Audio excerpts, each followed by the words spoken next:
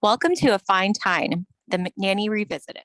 This is a podcast about the nanny where we recap each episode and then discuss, sharing our own unique take on each episode. I'm Bernadette. And I'm Debbie. Today we're talking about episode 7, Imaginary Friend.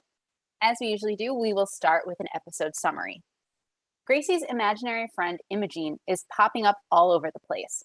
To address the situation, Fran suggests cutting down on Gracie's twice-weekly therapy sessions because she needs a little less Freud and a little more fun. While baking cookies with Gracie, Fran accidentally eats the cookie on which Imogene was sitting. Fran and Maxwell try CPR and defibrillation and think that Imogene is coming around, but Gracie concludes it's too late. She's gone. After Gracie rejects the idea of imagining Imogene alive again, the family holds a funeral, which is interrupted by a call from Gracie's therapist, Dr. Bort. Fran, Maxwell, and Gracie go to Dr. Bort's office, where Gracie acknowledges that she killed off Imogene because she didn't want to play with her anymore because she had Fran. Bernadette, do you think I missed anything? No, I think you have a pretty good summary. Great. Well, I got to say, I actually wrote the summary, most of the summary before rewatching it because I really enjoy this episode. I'd seen it fairly recently. As we like to do, we're going to kind of talk through scene by scene. So the first scene kind of opens up with Gracie and her toys sitting in a circle, and Fran thinks they're playing, and Gracie says to her, "We're not playing, we're in group therapy." And Fran, doesn't really miss a beat and goes with it. Well, this is basically saying, this is great. I heard Ken and Barbie are on the skids. And she starts talking about how Ken and Barbie have split up because Barbie had an affair with G.I. Joe right before Desert Storm. And she has this great line about Barbie's feet saying, "Never trust a woman who can't wear flats." And so they kind of continued the discussion from there. Do you want to add anything to that? Yeah. So I also noticed Fran's hair was down. Yes. Like it was a different type of style. But yeah, it was just like a pretty quick scene before the opening theme song started. So again, it just kind of set the tone in terms of the therapy aspect of the episode. But it was nice to see kind of, Fran just jump right in, play along. Right. With Gracie. And it was a very Gracie thing to say, "Oh no, they're in therapy." Yes. I will say, just as a general comment about this episode, I think the range we see in Gracie in this episode is just phenomenal. We see so much about her personality and what makes her tick. And we see how she's sort of this amalgamation of a full-on grown-up and a small child. And that's one of the reasons I really like it. I will just say that the line, "Never trust a woman who can't wear flats," is another one of those scenes that was used in advertisements for the nanny when the show is in syndication. So, interesting. Yeah, and Fran holds up one of Barbie's iconic shoes. So yeah. Do you want to summarize the next scene for us? Sure. So we open up. Maggie is trying to play Heart and Soul on the piano, but she always gets kind of stuck. Everybody in the living room you can tell they're kind of tortured by this, to the point where Brighton yells, "All right, I'll confess." And again, Fran's like, "Oh, this is nothing. You should hear my sister play the zither." Is that the instrument you heard her say? Yeah, Debbie? yeah. And Okay. I gotta say, I had to Google what a zither was. And so according to Oxford Languages, it's a musical instrument consisting of a flat wooden sound box with numerous strings attached across it, played horizontally and played with the fingertips, and a plectern. It is used especially in Central European folk music, apparently. Yeah. And then Niles kind of suggests to Maggie that, sign language is a great hobby as well. Right. And that's because Maggie reported that her piano teacher said that she has nimble fingers, which is sort of belied by her playing. Yes. But anyway, we cut to it. Gracie's playing and she suddenly is talking. to someone we can't see. And I think Fran says something about it, and Brenton's like, she's not there, or something like that. And then starts making a Twilight Zone reference. Yes, Brighton saying says it's something. The Gracie Zone. Yeah, he says, submitted for your approval, a girl who has a friend who isn't there. And then there's a little bit more before he says about being in the Gracie Zone. Yeah. And here too, we get confirmation that Fran says that Gracie's only 6. Because I know I'd brought it up in a previous episode where I was a little confused on the age, but Fran says 6. Right. I actually think the next thing that Fran said was like one of my favorite observations she makes, that like, yeah, she's only 6. When she invites an imaginary guy to the prom, we'll start worrying. Yeah. And then I'm not sure if there's anything before this reference, Debbie, you wanted to talk about, but then she was talking about like her favorite games, including Old Maid. And then right as she immediately goes, shut up, Brighton. Because Brighton was going to make a comment about that. Of course he was.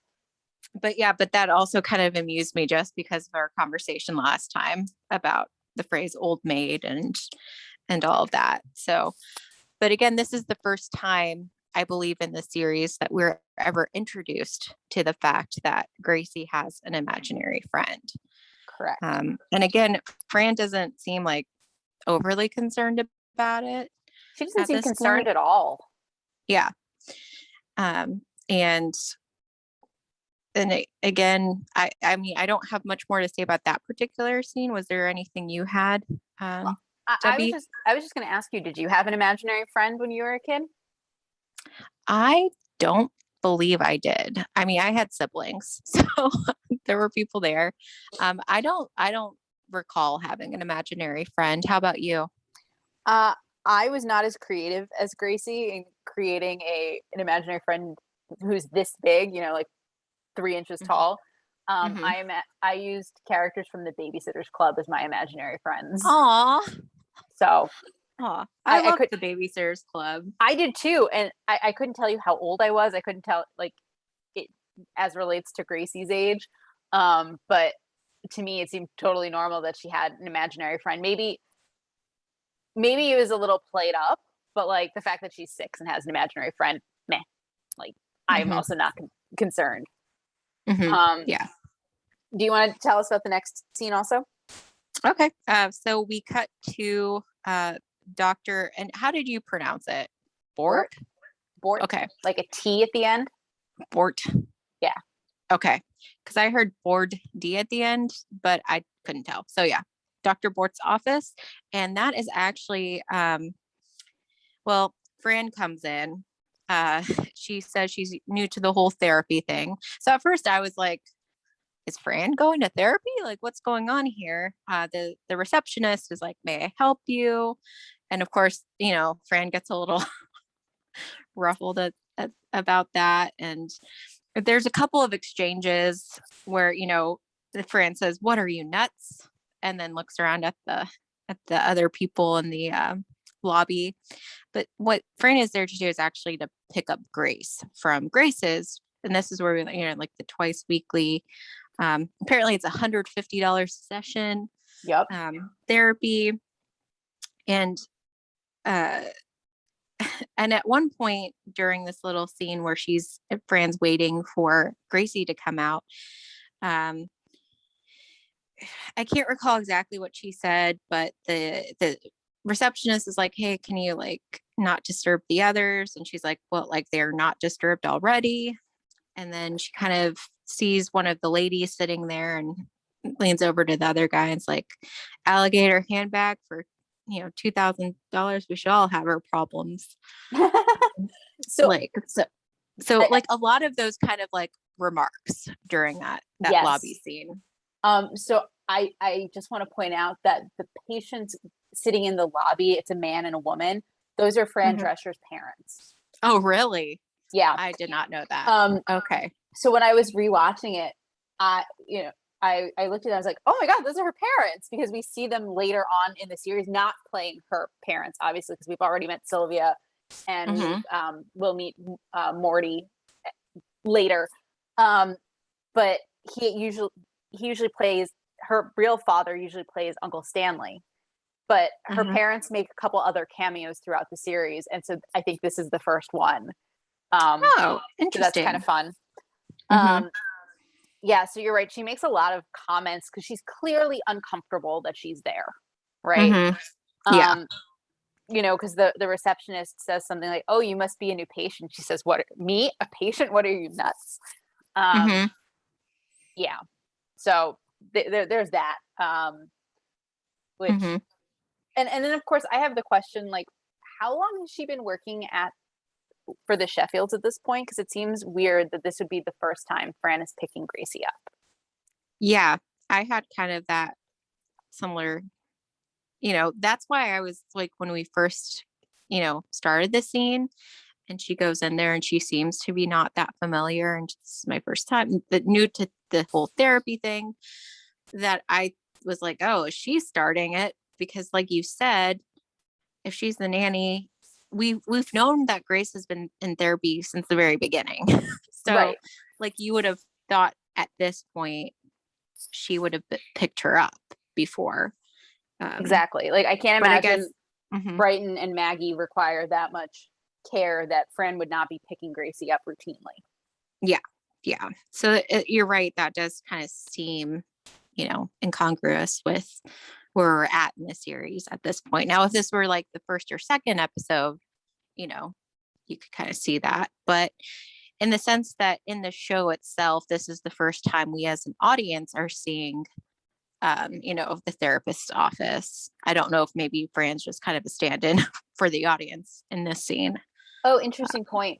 That's a really good point. I mean, I was kind of thinking, and I don't want to jump too far into our favorite fashion shtick, but in the last scene, where Gracie was playing checkers with Imogene, she's wearing a short sleeve dress. And then Mm-hmm. in this scene, she's wearing a long sleeve dress, and Fran helps her put her coat on. Mm-hmm. Plus, not that this is a huge spoiler, the next episode we will be discussing is the Christmas episode. So we're clearly getting to a point where it is colder weather in New York, right? Or Yeah. we're already there since she's wearing a coat. But so it makes me wonder about how much time has passed. Yeah. Mm-hmm. Yeah. So, I mean, yeah, you can tell that Fran's attitude towards therapy, not she's uncomfortable, but like the type of, not necessarily, and we can talk about this more, I guess, later on in the shticks, but she's not very sensitive to the whole therapy thing with like the comments she's making during this section. Just like, what are you, nuts? Right. All that kind of stuff. Like they're not disturbed already. Right. So, Um, um, I'll come back to that when we get into our shticks. yeah, So. yeah. But again, uh, we find out, oh, well, her little remark at the end as she and Gracie are leaving the office is, this is after $150 session. Right. Because Gracie's talking to Imogene about going to lunch. Right. She's So, like she's animatedly speaking to her in front of other people. And I think mm-hmm. that Fran feels embarrassed for her, which is why she's trying to, like, I don't know if explain it away is the right way to phrase it, but try to put a spin on it. Like, this is her better, kind of. Yeah. Mm-hmm. Like Yeah. making light of it, Kind of. Yeah. Mm-hmm. Yeah. Was there anything else in that scene you No. wanted to? Okay. The big thing was that they were Fran Drescher's parents. So. Mm-hmm. Yeah. Well, I'm glad you pointed that out because I would have had no idea about that. Yeah, I think that's the most interesting part of that scene, personally. Mm-hmm. So then in our next scene, we're in Maxwell's office, and he and Cece are there, and he is on the phone with the designer, and it's clear he's struggling what to say about the costumes. Mm-hmm. He makes a comment about how, well, they're awfully well drawn. You've stayed almost entirely within the lines. And Cece grabs the Mm-hmm. phone and says, "They're grotesque. You couldn't design a dickie, you talentless hack." And then she seemed Mm-hmm. surprised when the guy hung up on her. Yeah. He hung up on me. Yeah. And so, of course, Fran comes in because whatever costumes they're buying or getting ready for their show is not the focus of this episode. Fran comes in because she wants to talk about Gracie. And she, of course, comes in by saying to Miss Babcock that you catch a lot more flies with honey than you do with vinegar. Although what anyone would want to do with a bunch of flies, I don't know, unless maybe you have a lizard or a frog. And Max was like, "What are you doing talking about reptiles?" And she said, "Oh, I actually wanted to talk about one of the kids." And he, of course, thinks that she wants to cancel Maggie's piano lessons, and he wants her to, and she doesn't want to, because clearly it's something Maggie is enjoying, even if she's not, a child prodigy. And so in this scene, I don't remember exactly how it comes up, but Fran turns to Cece, and they have they have what to me is an iconic exchange where she says, "When they shot Bambi's mother, did you find that a sad moment at all?" And Cece's like, "I'm sure she's mounted on a nice wall in a fine home somewhere." And Fran just kind of looks at her and says, then turns to Max and says, "Okay, I'm going to talk to you now." Yeah. Because, like, what do you say to that? Like, I have no idea what you say to someone who says Bambi's mother is mounted on a nice wall somewhere. I don't know. Well, and that exchange was interesting too, because there was a very pregnant pause between the time where Fran says, "Did you consider that a sad moment?"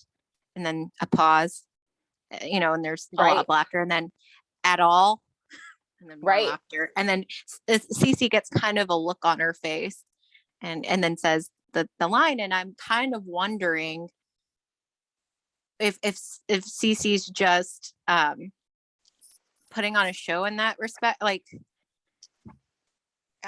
I don't know if she means it. She could, but I don't know if she's purposefully being kind of, contrary.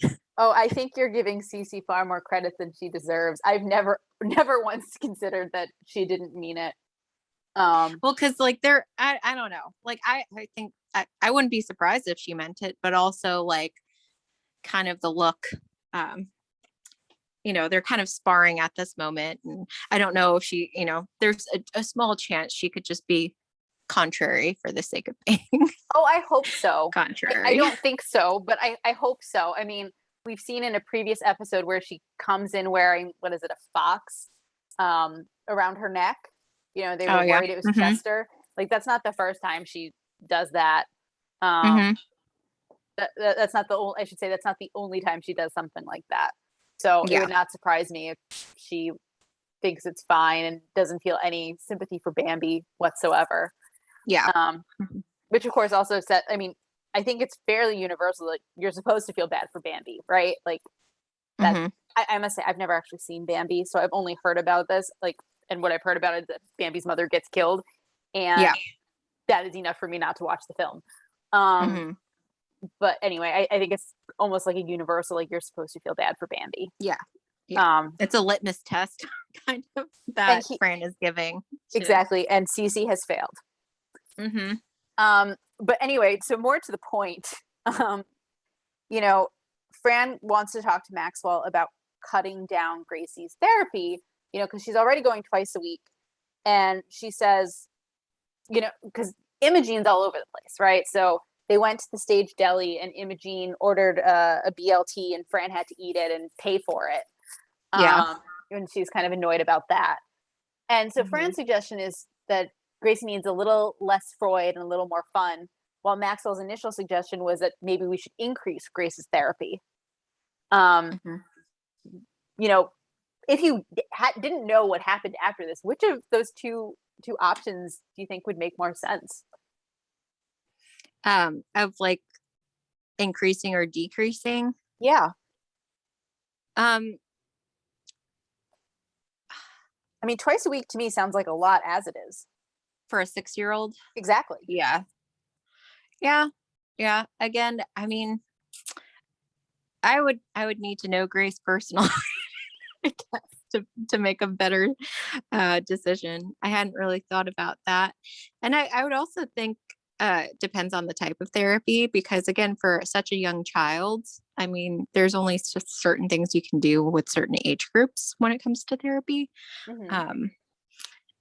Because there's also I have no idea back then if they had play therapy, the type that we have today, which might have been a better outlet in terms of exploring the whole Imogene thing, but I don't know. Interesting. I would have been curious about trying to see, because the interesting thing about this episode, Debbie, is that later we find out that Imogene's been around for a while, right? Yeah. I won't say yet how long, but certainly throughout the time that Fran has been in this home, Imogene would have been there as well. Right. And this is the first time we are hearing about this as an audience. Right? Like, I don't think they've ever referenced Imogene before. No, I don't think so. So yeah, so it's like, it's interesting that this is the first time it's coming up. So like, again, how different is it right now than it's been before? Like, I can't gauge it like, why now? But that's a fair point. That's a really good point. Because I would be interested to kind of see, and I mean, I'm not getting into this part of it, but we find out why. But I would be, as a parent, I guess I'd be wanting to know if there's been any kind of change to that. I'd be trying to look for the root of why this is happening now, if there is a change. And I don't know whether it would make a change either way with therapy with that, or whether it's just actually like talking with the child or doing a little more investigating. I don't know. What about you?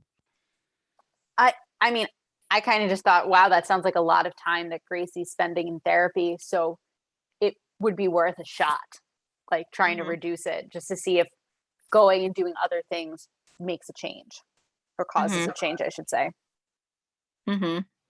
Yeah, I guess for me, it's just like, I would need to know what the difference is, No, that's fair. I mean, if this has been a constant as long as Fran's been there, or before Fran's been there, like, that's one thing. If it's been an increase in frequency or activity or reference, I don't know what word I'm looking for, but if it was more, that would indicate something had changed and something else needed to adjust. Yeah. Now, of course, I feel the need to say neither of us is a therapist or trained in psychology or psychiatry in any way, shape, or form. These are just our lay thoughts as we were watching The Nanny. Yeah, so. Which is why I don't feel comfortable saying one way or the other what should happen for Gracie. But yeah. Fair point. But yeah, so just getting back, you were saying Fran's wanting to talk to Maxwell about reducing. Right. And so they have that conversation. I'm sure you're going to mention the other little exchange between Fran and Cece. Oh, I wasn't, but go ahead. Okay. So, Fran's kind of backing up a little bit. I thought it was kind of interesting that she was sitting on Maxwell's desk while Maxwell's sitting in his chair at his desk. And her legs are kind of crossed. Get used to that. That is, so, for those of you who do not want any sort of spoiler, please skip the next few seconds. Fran sits on the edge of his desk all the time. That is a marker of this series. It actually gets played up in multiple different episodes where Fran is not the person doing that. So I'm not going to say who does it, but it doesn't have the same effect. Anyway, yes, yeah, Fran does that all the time. Yeah, so. It was just interesting because, like, again, it shows like a level of familiarity. But anyway, so Fran's talking about, twice a week getting her head shrunk. And he's like, oh, they don't actually shrink her head. And Fran just gives her a look and she's like, what am I, an ignoramus? Yes. Like, well, duh. I don't think they actually shrink her head. Right.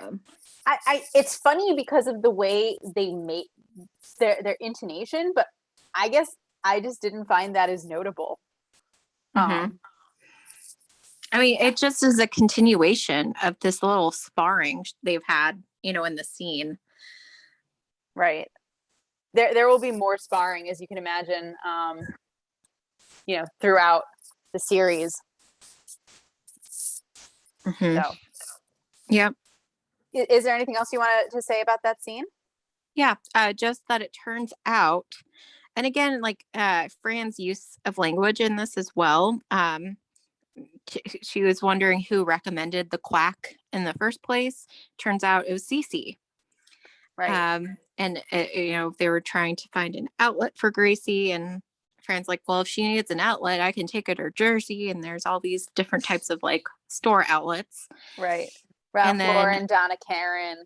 yeah. And then Cece's like, well, I've been going for 20 years. And then Maxwell has this really interesting expression on his face, like, oh, okay, maybe there's some merit to Fran's suggestion to reduce the amount of weekly Right. visits. Right. So I don't know if you noticed that Cece has a little twitch when she says it. Yeah, she's been going for 20 years.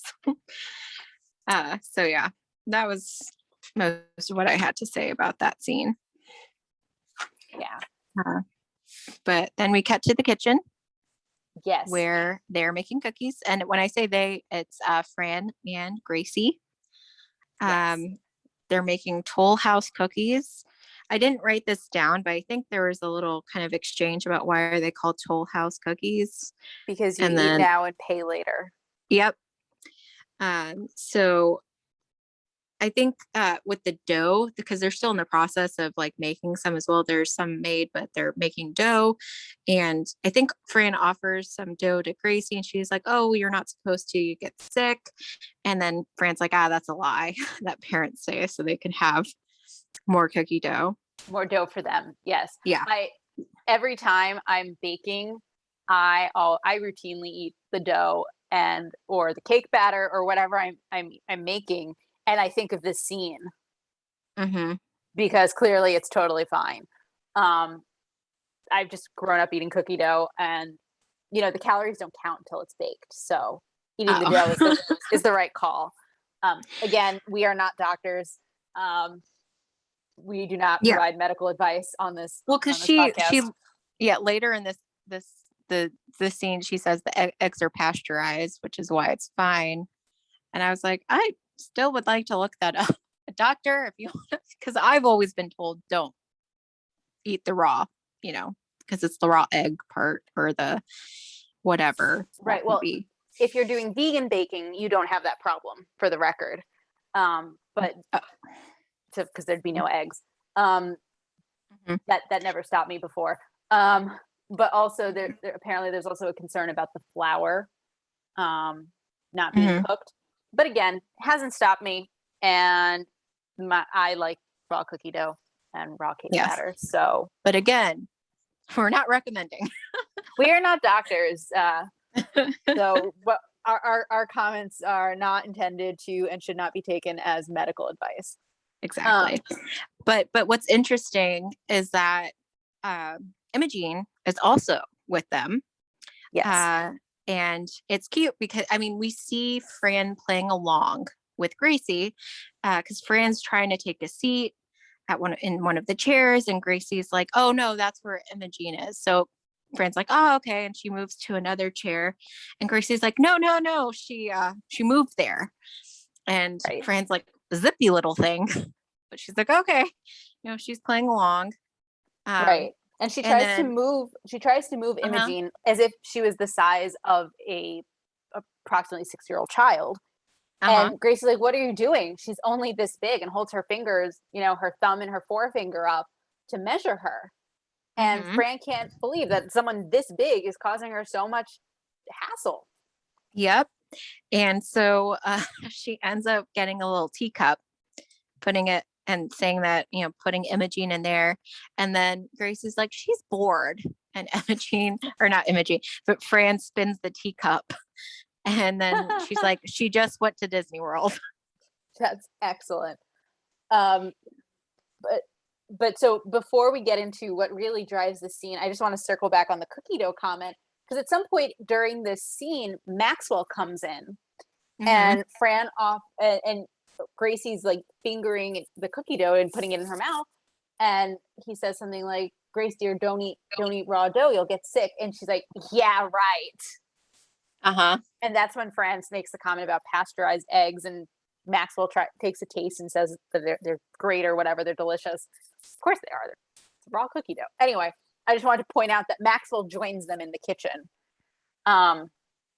And so he asks them about what they've been up to that day. And so they shopped till they dropped. And Fran mentions one of Gracie's talents. Did you catch what that was?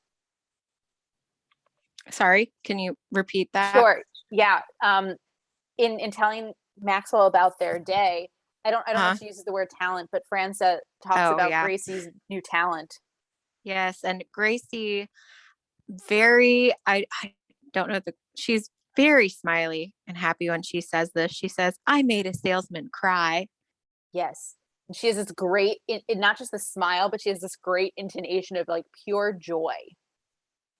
Mm-hmm. Yeah. I mean, like very, yeah, happy and proud. Yeah, there's a level of pride there. And also Fran is proud of her. You know, yeah. She tried on every pair of shoes and didn't buy anything, which of course made me think back to probably our childhood when you'd go to a department store and there'd be someone working in the shoe department who would go and get the shoe for you to try on. I don't know if that is still a thing, but that's what I thought of. And it's interesting how Fran is teaching or training her to be this little shopaholic. Quick aside. I did just Google quickly about raw dough. And according to the CDC, it is not recommended. Again, it's the eggs and flour. And so the E. coli and stuff. So sorry, just a quick CDC is not really wanting you to eat raw cookie dough. Anyway. well then. I'm not going to change my behavior, but okay. Yes. But Maxwell, is part of the scene at this point. And do you want to say what happens next, Debbie? I would love to. Thank you for giving me this opportunity. So Fran makes the mistake of picking up a cookie and taking a bite, and Gracie screams like bloody murder. They have no idea what's wrong. You killed Imogene. You ate her. And Fran's like, I didn't eat it anyway. So Fran tries to spit her out. And so the imaginary Imogene is on a napkin, and they Maxwell and Fran are like, oh, she's fine, a little bruised, but she's fine. Help her! Shouts Gracie. And so, what are we supposed to do? CPR? Yes, CPR. And so they grab the napkin and they move it over to the counter. Maxwell clears the counter and they move Imogene over, and Maxwell says, of course. Sorry, there's so many things I want to comment on in this scene. Yeah. Fran says something about, well, I've only practiced on a dummy. Wait, what am I saying? Yeah, okay. Maxwell says, well, first we'll clear her airway, and he sticks his fingers into what he thought is her mouth and to clear her throat. And Gracie says, that wasn't her throat, and and so Maxwell looks at his fingers kind of disgustedly, and Fran's like, don't worry, you'll wash them later. Yeah. And so that's definitely adult humor there. Yes. And so they turn around. He says, this is her throat. This is her mouth, right? Yeah. So he tries to clear the throat, and they mock the CPR, and she's not, they go and Fran grabs two pot covers and, rubs them together as if she's going to defibrillate. And so, they're very excited that they think they've revived her. Oh, look, she's coming around. She's a plucky one. And Gracie's there. And she's just like, it's too late. She's gone. And it's just sad, and she runs off because her imaginary friend is dead. One thing that I thought of is that, the medical drama, Grey's Anatomy, Scrubs, and others have been very popular in recent years. Back in the 90s, there was a show called ER. And so I wondered if, this scene was partially influenced by ER. And it turns out ER was not airing yet. It started airing in 1994. This episode aired in 93. So, oh, interesting. anyway, do you want to add anything to this scene? I think the scene is just delightful. Yeah, yeah. Well, so when Fran first spits up Imogene, she's like, "Oh, she's just a little stunned," and like tries to like pat where she would be to kind of like be like, "Oh, you're fine," kind of thing. Right. But yeah, like both Maxwell and Fran are fully invested in this like scene with Imogene, like playing along with Gracie's active imagination. Exactly. I think towards the end, Fran mentioned something about, oh, this is going to make her malpractice insurance go up. And, yes. And then she's like, I'm telling you, I didn't eat anyone. Right. And then there's a hair in her mouth. Yeah. Yeah. She's like, oh, here. Right. But yeah. Was there anything else you had? No, I love that scene. Because it's very funny. Yeah, and it's exactly for the reason you identified, how into trying to save Imogene the adults get. And it's one of those things, like, if Imogene was a non-imaginary friend, if Imogene was a real person, like, that is the level of effort and care. I mean, obviously defibrillating with pot covers would not help, but like the same level of urgency would be there. And so I just love that they love Gracie enough that they are, going to do their best to try to save her imaginary friend, and they have no control over what happens next. So I love that scene. And again, coming from this scene, we then go to Gracie's room, right, where both Maxwell and Fran are there, sitting on a very tiny little bench. Yep. And Gracie is looking at her dollhouse and, mourning Imogene. She thinks she's going to be coming back through that door. And she's like, something along the lines of, how many times did I tell her, don't sit on food? Right. I told her 1,000 times, don't sit on food. And, so they're talking about this, and, Gracie's like, what am I going to do with all this? And Fran recommends her things. Fran recommends maybe calling the Salvation Army. Maxwell gives her a look, and she's like, they'd have room on their truck. Right. But, they're talking about all this kind of in the aftermath of Imogene's death. And Maxwell's kind of like, well, you imagined her. Can't you just imagine she's alive again? And then Gracie's like, I'm not God, So Gracie says, if only it were that simple. Oh yeah. And then Fran says it's not like she's God. Right. Yeah. Yeah.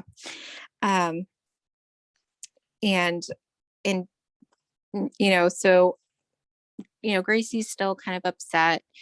Maxwell and Fran get up to leave, but you have a little bit of physical humor with them trying to get out of that tiny little chair. Yep.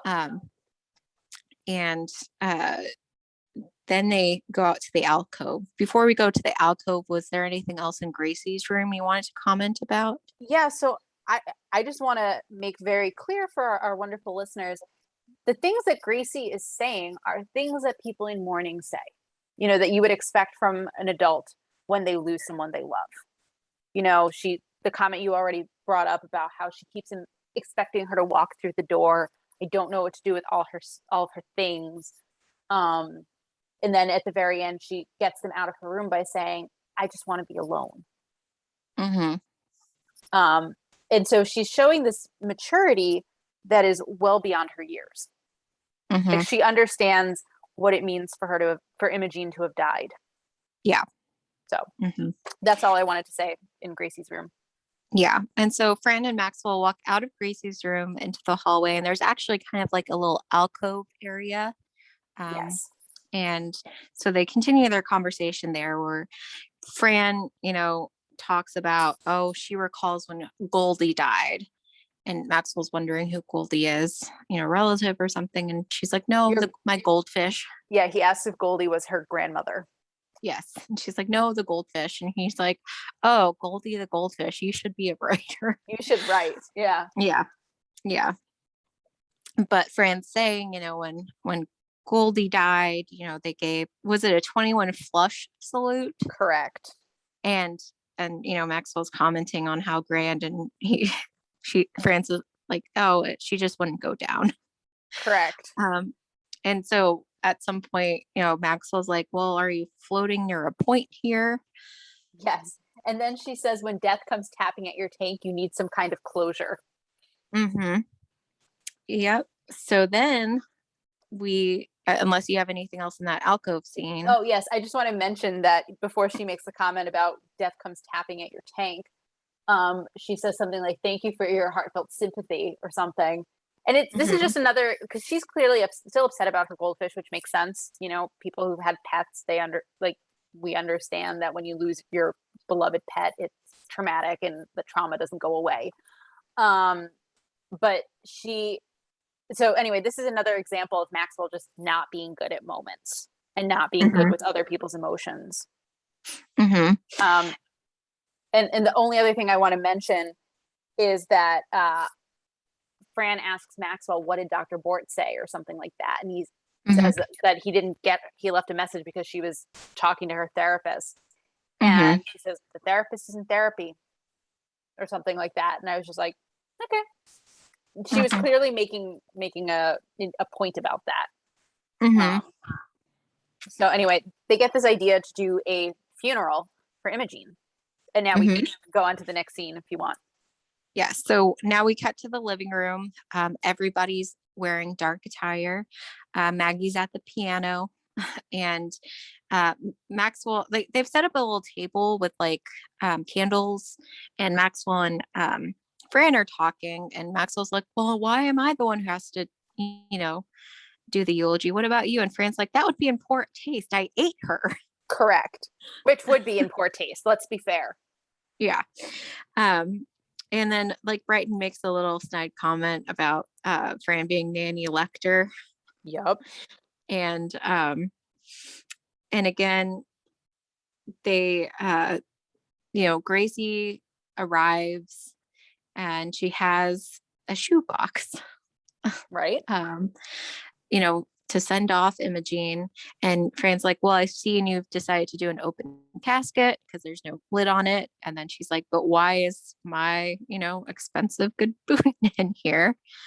And I think Gracie, I don't remember the exact phrase, but it was something like, oh, well, Imogene always wanted to be buried with her boots on. Ah, gotcha. Yes. Yep. And of course, Fran's kind of not too pleased that her good boots are going to be buried. And Niles makes the comment, Lord Taylor giveth and Lord Taylor taketh away. And just to clarify, it's Lord and Taylor.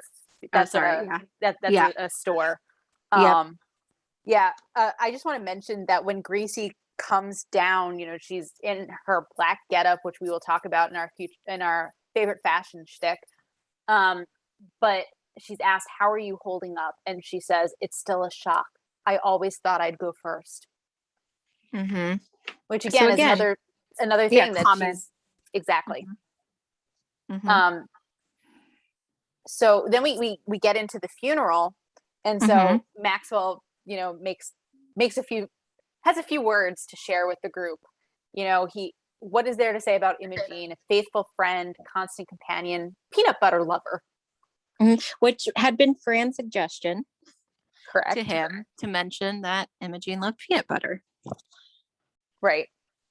And of course, during the scene, Maxwell's is starting to quote about, ask not for whom the bell tolls, and then the phone rings and he says, thank God it tolls for me, or something like that. And he's going to get out, and, Niles, of course, gets out of saying anything because he's too overcome.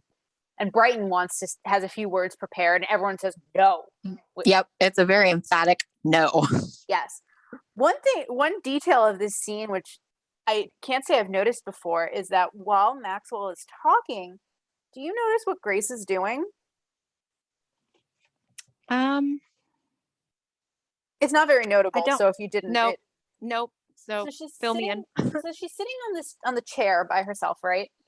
And I noticed that she took her shoes off, and her feet are playing with her shoes, which to me is, something that is characteristic of a child of her age and what they would do at a funeral. Which to me, stands in stark contrast to all of these grown-up, mature things she's saying about the death of her imaginary friend. Interesting. So I just wanted to mention that. Do you have anything else you want to say about the funeral? There was one little thing. Again, there's another exchange. Because again, they keep kind of making fun of Fran having eaten Imogene. Yeah. And she's like, I spit her out, like all that. But was it, they're saying, oh, Imogene will always a part of her will always be in you. And there's a comment, and in Fran. In Fran's stomach. Yeah. And then I think it's Brighton who says, unless she's already passed on. Correct.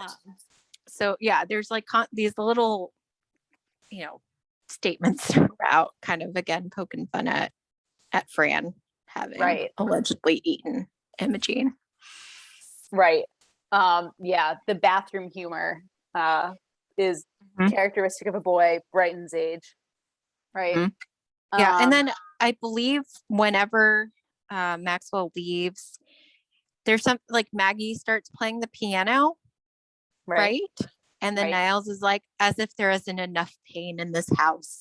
Yes, but right before that, Maggie asks, Fran tells her to play something, and she says, any requests? And Brighton says, how about Heart and Soul, which is the song that Maggie struggles to play throughout.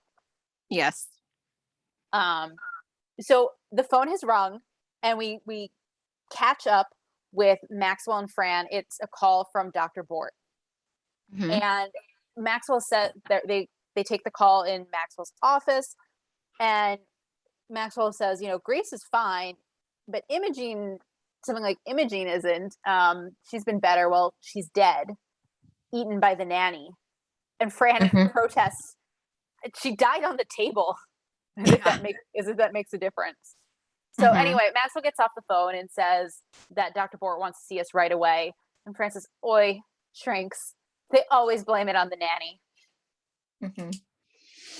Yeah. Which I thought was an interesting idea, because I think they use the stereotype is they normally blame it on one of the parents. I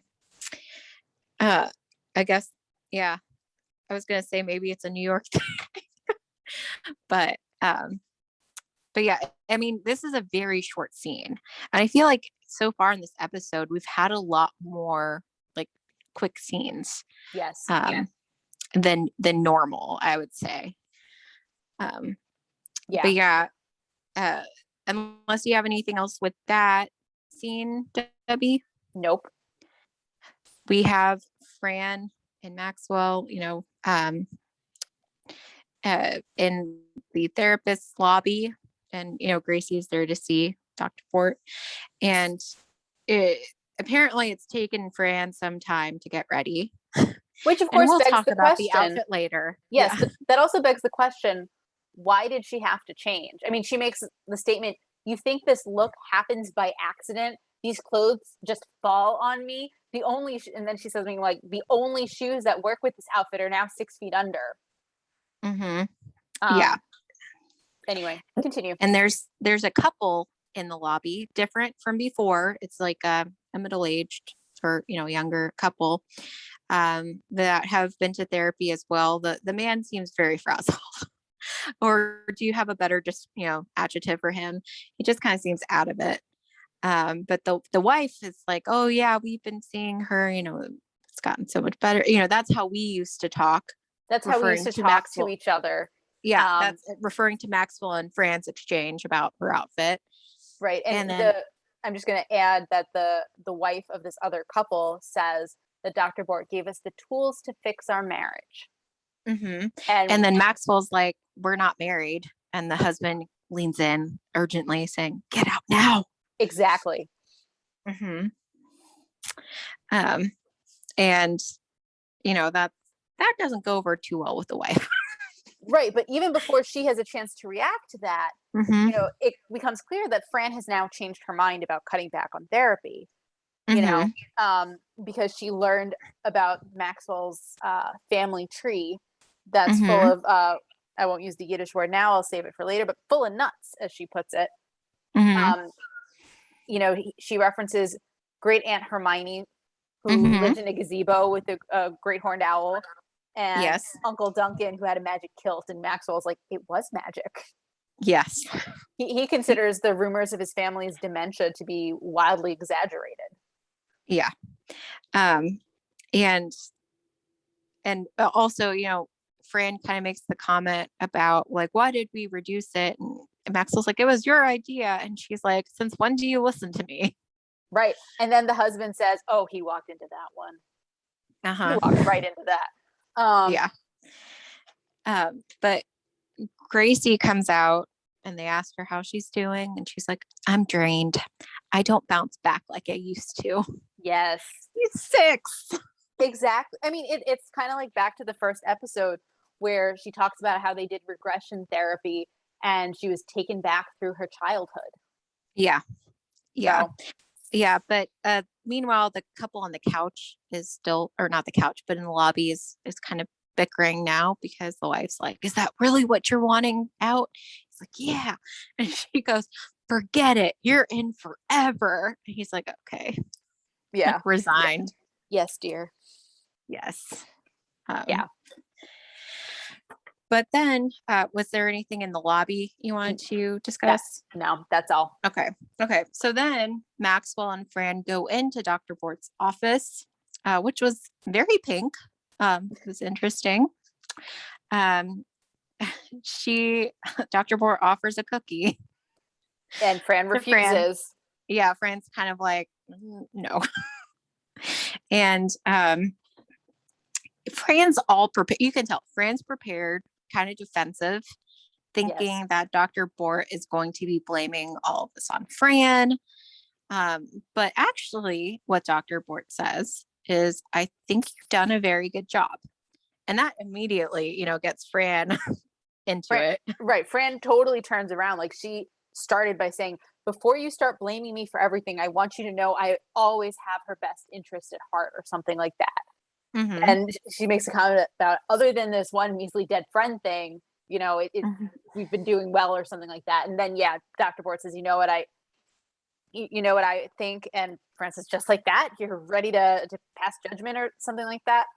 And as you said, Dr. Bort says, I think you've done a wonderful job with Grace. She's really starting to open up, and there's a marked improvement in her wardrobe. Yep. Yep. And then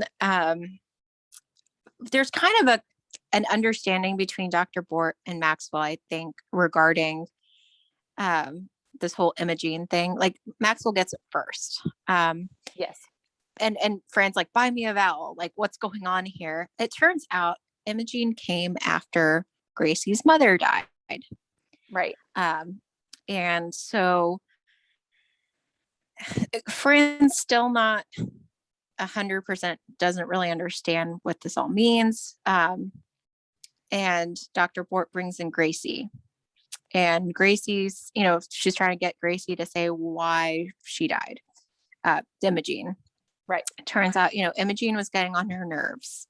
Right. And then Dr. Bort's like, but why? Like, why did you feel like that and stuff? And Gracie's finally like, well, because I don't need Imogene. I have Fran, which was a heartwarming moment. Yes. And then Fran's like, I'm speechless and all that stuff. And then Maxwell says, oh, this is a miracle. And Dr. Bort's like, no, it's a common psychological phenomenon. And he's like, no, that she's speechless. Correct. That's the miracle. Correct. Mm-hmm.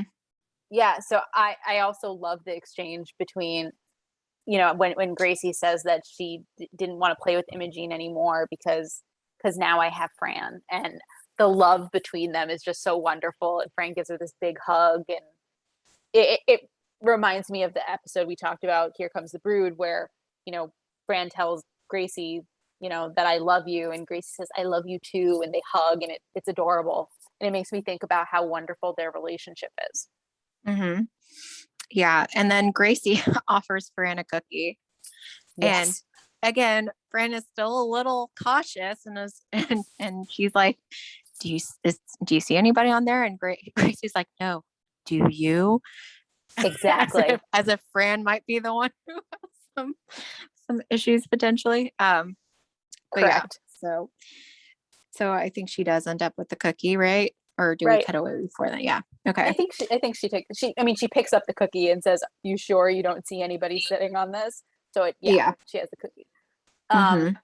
And then the last scene is, kind of with the credits, I think. And Niles comes into the kitchen and sees Fran digging behind the kitchen, um, and he tells her to let the old souls rest or something. And she says, "I can't. I'm still making payments on them." And so he Mm-hmm. decides to help her. And she thanks him, and he says something like, "Well, if we dig a big enough hole, we can bury the piano." Mm-hmm.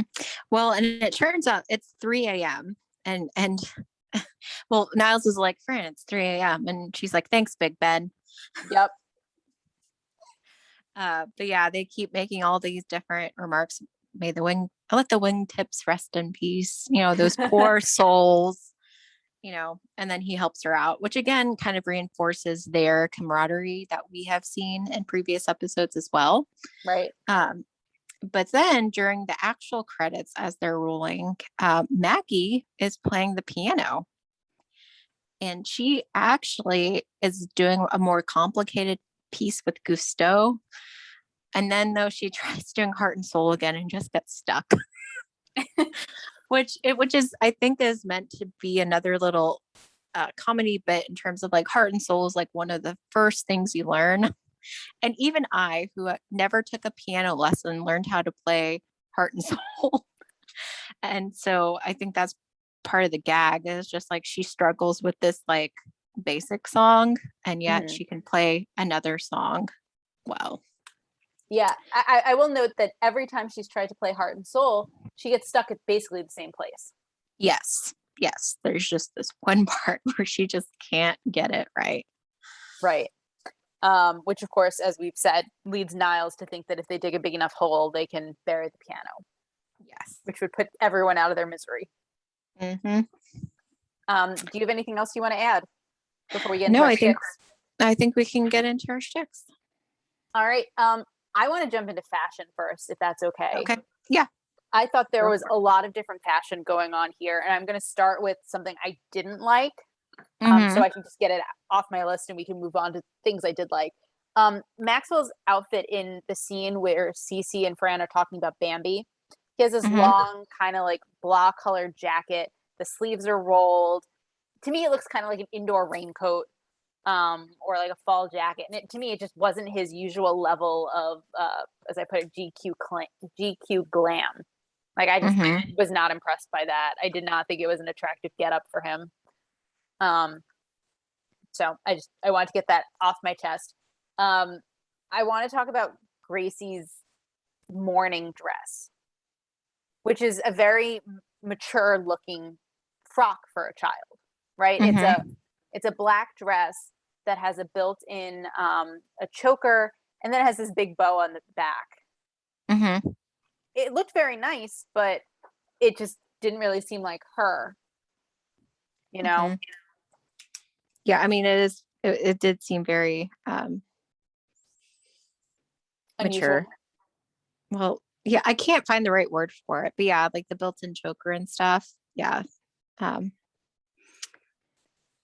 Did you because she was wearing very colorful outfits as well in this episode previously. Lots of patterns. Actually, the dress she was wearing in where she was playing checkers, it had some sort of pattern, and it has a collar. I'm pretty sure I had a dress just like that in the 90s. I did not have a black dress with a built-in collar, built-in choker like that. So anyway. Yeah. Did you have a favorite outfit? So I have a couple of observations. Go for it. Fran's outfit in that funeral scene, that I believe we've seen before Have in we? previous episodes. It looked familiar. The different, it's a black top, and I don't know if it's a dress or if it gets a two-piece, like a top and a skirt. I'd have to go back to see, but like the sleeves were was that the one? Because I think I've mentioned it before, cut out squares, or at least it looks like back in the episode where she goes on the date with Maggie and Eddie when they're in the movie theater. Oh, interesting. Again, I'd have to double check to make sure that's accurate, but it definitely reminded me of that outfit.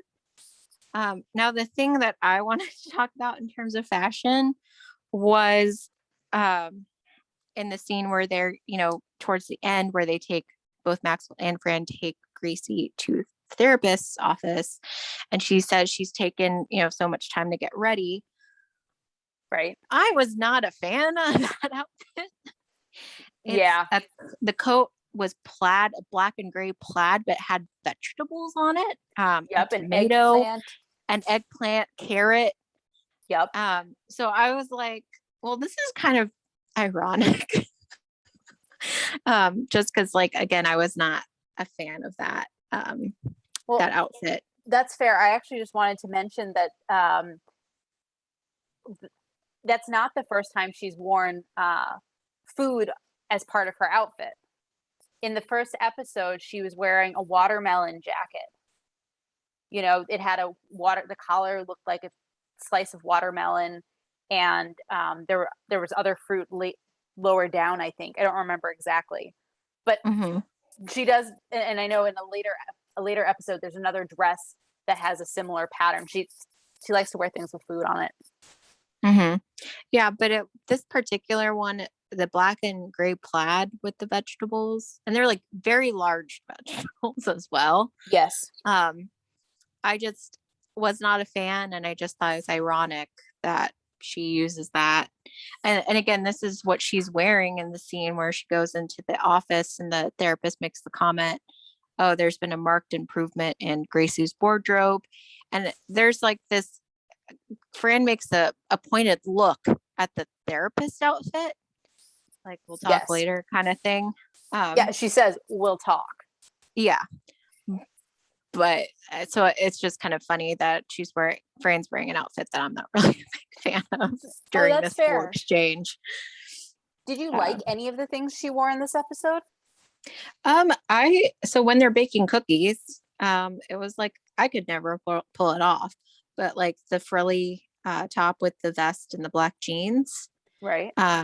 It just seemed like a fun Fran outfit. And yeah, I wasn't.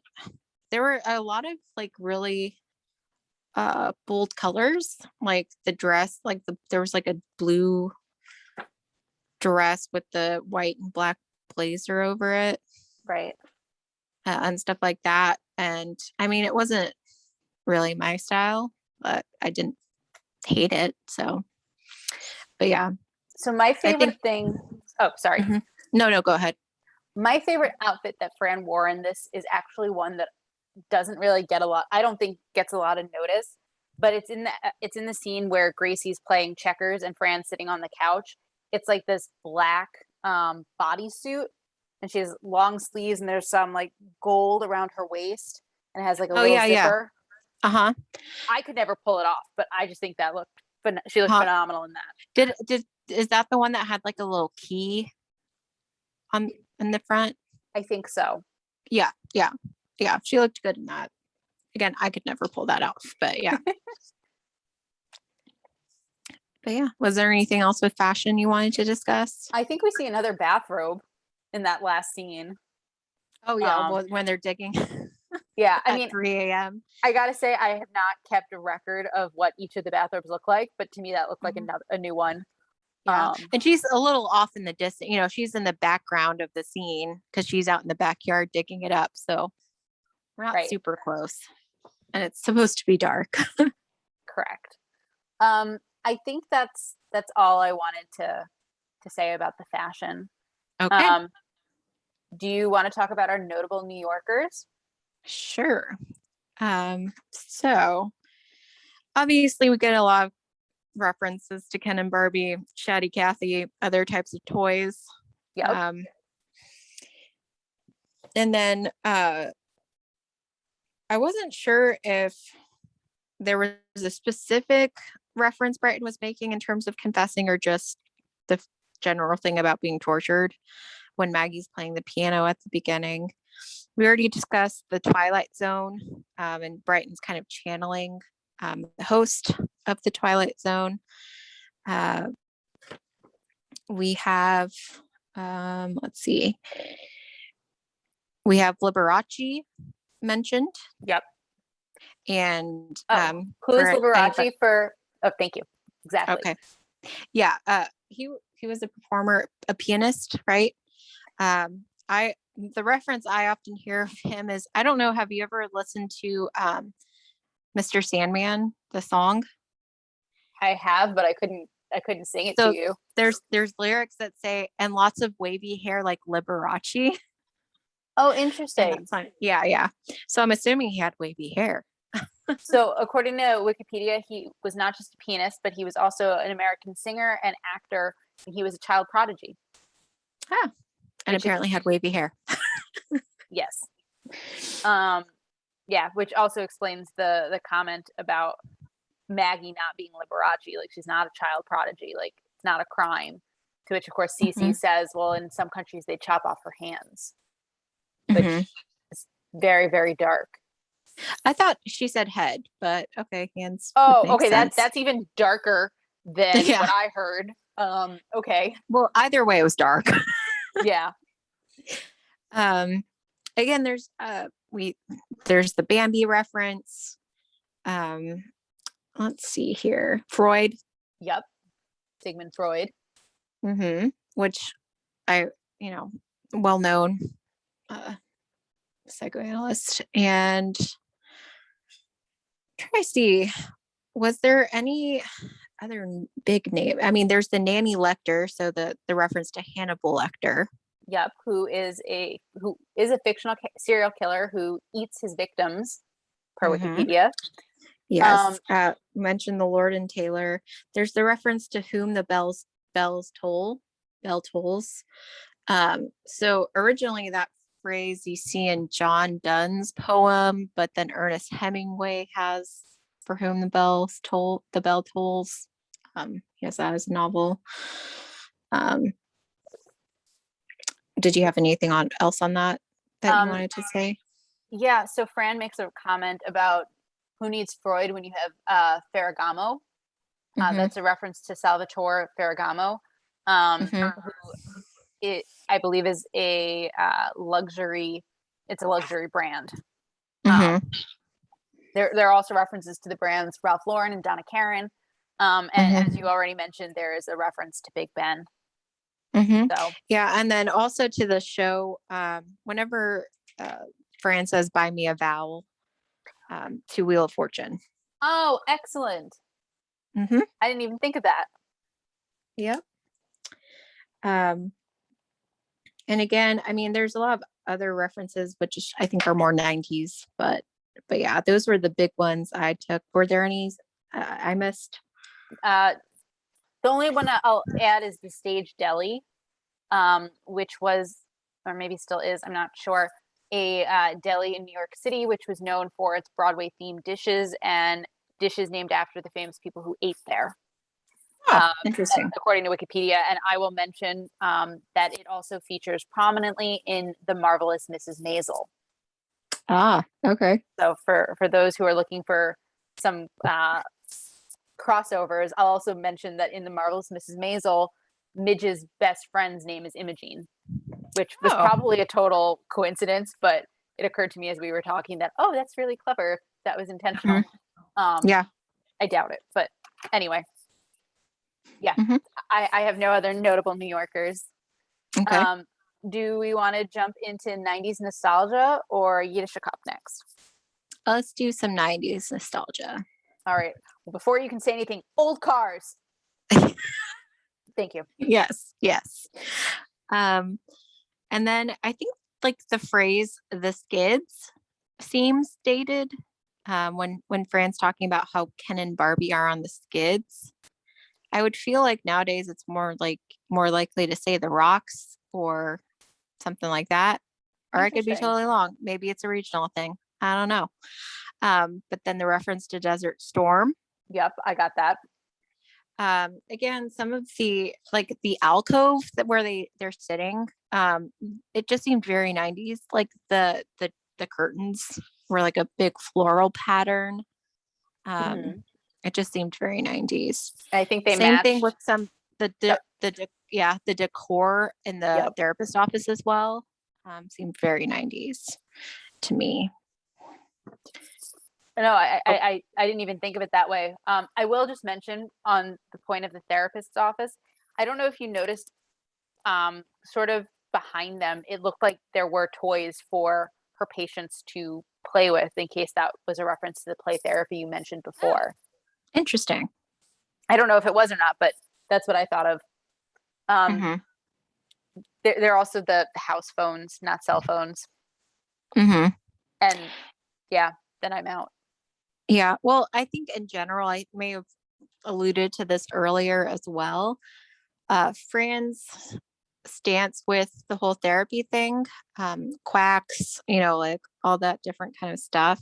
I still think there are people today who also kind of have skepticism or critique or whatever to therapy, but in general, I think it's more acceptable to go to Mhm. therapy this day and age. I think that's right. I also think it's more accessible to people Mhm. now because of And technology. yeah, and again, not saying that there aren't still people who have, um, questions about it or, are not that into it. But Right. in general, too, like whenever she, um, makes the comment about the alligator handbag being 2000K, we should all have her problem. It was a very dismissive thing, as if rich people can't have problems either, or when the therapist is in therapy, Mhm. I, I I think these days people are more cognizant that everybody has their own struggles. Um, Right. just because you're well off or uh, doing well professionally or whatever doesn't mean that you don't also have those other struggles, mental health issues potentially. Because oftentimes you hear, if you hear of a celebrity committing suicide or anything, they're like, why would they? They have everything, and it's like, well, I mean, depression doesn't just affect, People without means. non-celebrities. Yeah. So, Right. so I think that kind of attitude, maybe not as, again, I'm not saying there are still people out there who may make similar comments, but in general, I think there's been an overall more acceptance of therapy. I think you're right. And I think that's a really good point. Um, I guess that leaves us with Yiddish Cop and Future Fun, plus our, of course, episode rating. Mm-hmm. There were 3 words that I thought might require some sort of explanation. Mm-hmm. So the first one is Kugel. Fran makes a comment when Grace says something like, "Oh, well, you don't need to wait an hour after eating to go swimming," and Fran says, "If you eat my mother's Kugel, you'll need to wait a week." Mm-hmm. Kugel it's a Jewish food. It's a dish that typically is pretty egg heavy. It can be potato Kugel or my personal favorite is a sweet noodle Kugel. So it's like egg noodles, egg, sugar. Often there's little bits of fruit in it. Um, I think it's yummy. I've introduced it to at least one person who was very disconcerted that it was a sweet dish instead of it's not a dessert. It's just like regular food. So it's Mm-hmm. not for everybody, but anyway. Um, Mm-hmm. there's the word oi, which often is used as part of the phrase oy vey. Oi is Mm-hmm. often used to express some sort of negative emotion. Um, and then the last word was meshuganas, which Fran uses in reference to Maxwell's family tree being full of them. And as she defines it on the show, Michigana means a nut. Mm-hmm. So, and I got to say, boy, did I have trouble type spelling that when I needed to put it in my notes. For those who are curious, it is Meshuganas for Meshuganas, plural. So okay. I did not get that right. Yeah, I definitely did not get it right either. So yeah, I guess that leaves us with our future fun. So that's actually a good jumping off point, because this is not the last time that we will hear about the Sheffield family tree. Maggie later does a report, and we find out that Hermione living in a gazebo and Uncle Duncan having a magic kilt are just the tip of the iceberg. So Cece makes the comment about how she's been in therapy for 20 years. There's an episode, I think it's called The Trash Man Cometh or something. There's an episode with a guy who's the trash man, where Fran is pretending to be Cece, and she's looking through her purse trying to find her business card with her address on it or whatever, and she comes across Cece's therapy bill, and she says, wow, am I unhappy, or something like that. And then finally, therapy will be in Fran's future. So, okay. Yeah, so I guess that leaves us with our episode rating. Is it my turn to go first, or yours? It is. It is your turn to go first. Okay. Cool. So, in case you can't tell, I do genuinely like this episode. I love the scene in the kitchen where Imogen gets eaten and then dies. So it is not as good in my mind as Here Comes the Brood, but it is, I think, an enduring episode. So I'm going to give it a 4. Awesome. And how about you, Bernadette? So is this the first time we're giving the same score? I think so. Oh no, we gave My Fair Nanny. We both gave My Fair Nanny a 3. So close. Okay, second time. 4 as well.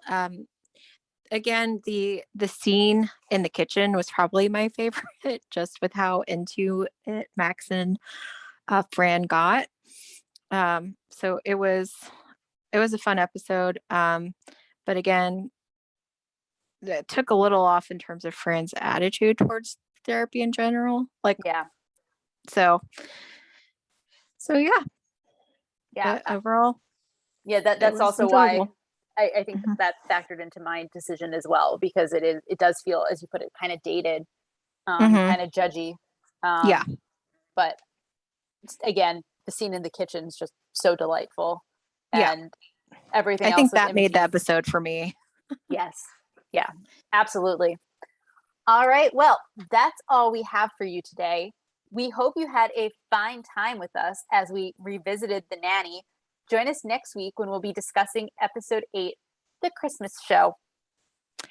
If you'd like to reach us on social media, you can find us on Twitter at Nanny Revisited.